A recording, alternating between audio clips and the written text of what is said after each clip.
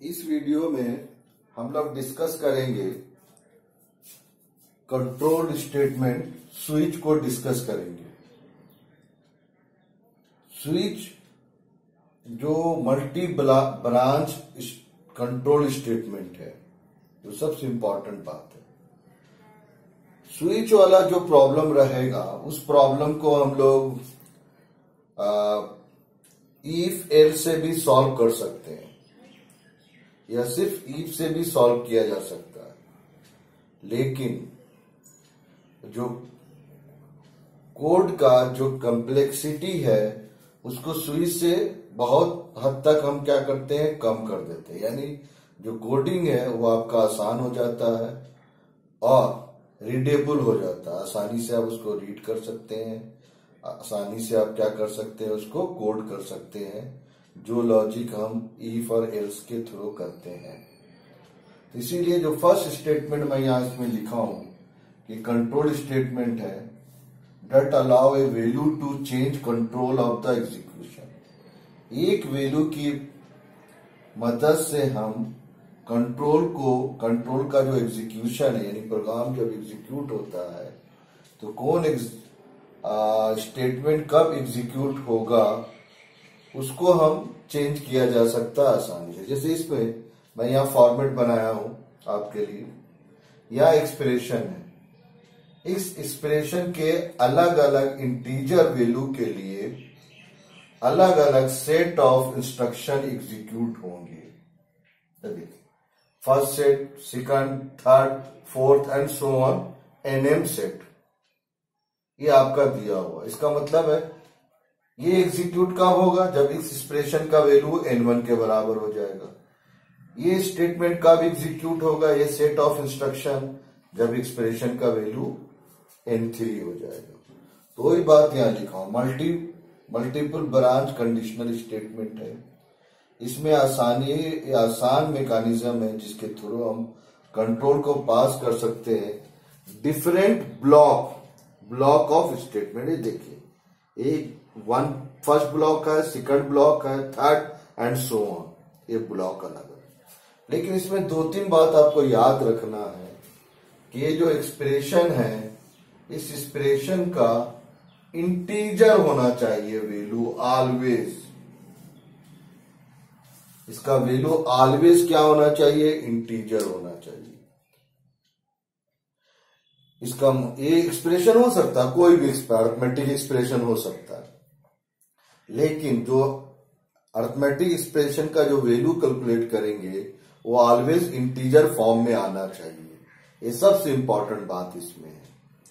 तो ये मेरा फॉर्मेट बन किया हुआ, case 1, case 2, case 3 and case n-nm and एक डिफॉल्ट भी है।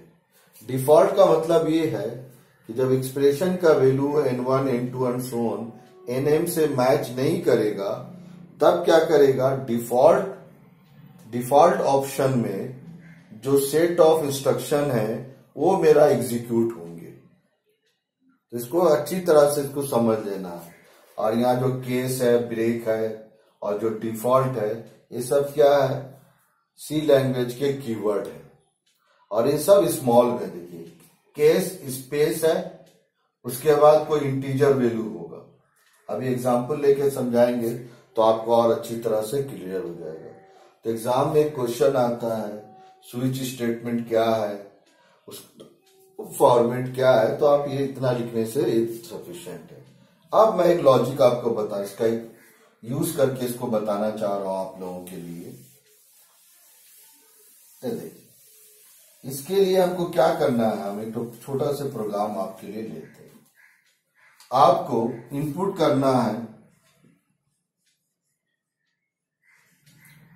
करना है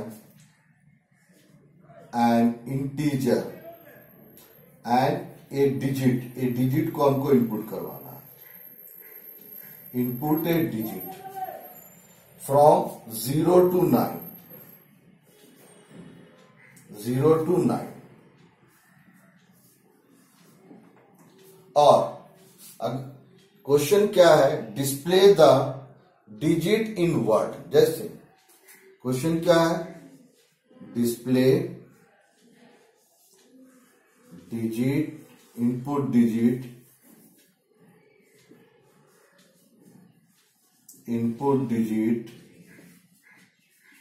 इन वर्ड, ये आपका होना चाहिए। जैसे अगर आप 9 इनपुट करवाते हैं तो मॉनिटर पे आपका डिस्प्ले करेगा NINE। अगर आप 5 इनपुट करवाते हैं डिजिट तो आपका मॉनिटर पे डिस्प्ले करेगा 5 वर्ड। 0 इनपुट करवाएंगे तो 0। तो इसको हम इसमें कैसे लिखेंगे? सपोज जो वेरिएबल ले रहे हैं जिसमें हम चाहते हैं कि डिजिट को इनपुट करवाएं, तो मेरा मान लेते हैं वेरिएबल n है। यहां हम स्विच लिखे, इनपुट करवाने के बाद यहां दे दिए n। अब आइए सबसे इंपॉर्टेंट, इसका कर्ली ब्रैकेट स्टार्ट हुआ, ब्लॉक स्टार्ट हुआ, ये वाला स्टार्ट हुआ। केस 1, अगर केस 1 में हम यहां 0 डिजिट लिखें तो यहां हम लिखे प्रिंट F 0।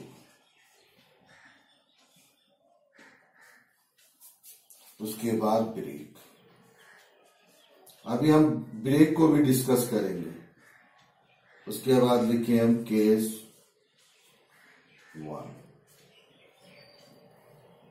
यहां लिखे प्रिंट F, यहां हम लिखे 1। सो ऑन, इसी तरह से हम लिखते जाएंगे केस 9 तक। देखिए मेरा टोटल 10 डिजिट होते हैं। इसके अंदर प्रिंट, यहां दे दिए 9, यहां दिए ब्रेक।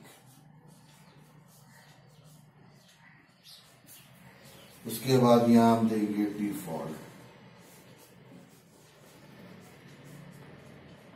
यहां पर एक मैसेज प्रिंट करवा दिए, प्रिंट इफ रॉन्ग इनपुट।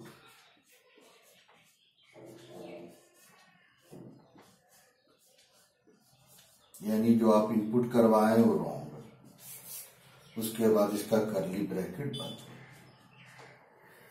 तो देखिए कैसे काम करेगा। अगर n का वैल्यू अगर आप 1 देंगे तो कंट्रोल जंप मार के इधर आएगा और मॉनिटर पे क्या प्रिंट करवा देगा? 0 प्रिंट करवा देगा, सॉरी 1 प्रिंट करवा देगा।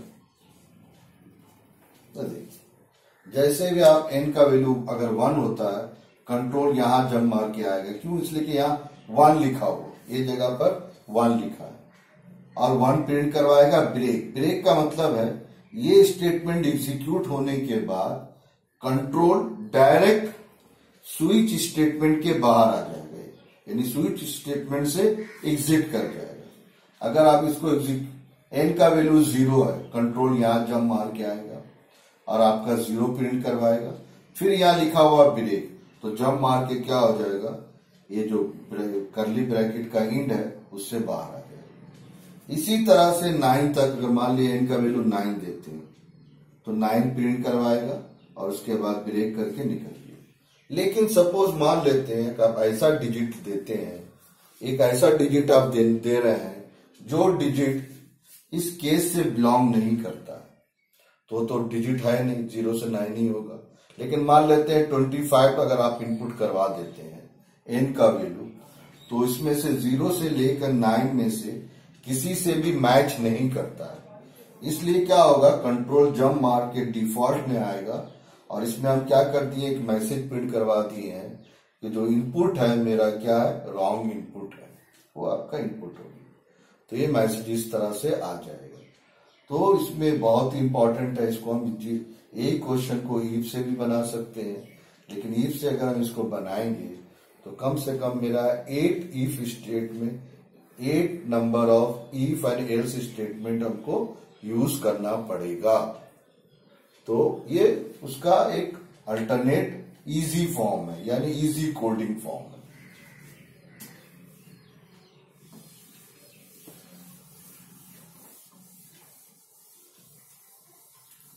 तो जनरली क्या होता है, मिनी ड्रेवियन प्रॉब्लम में हम जनरली क्या करते हैं, स्विच स्टेटमेंट को यूज करते हैं।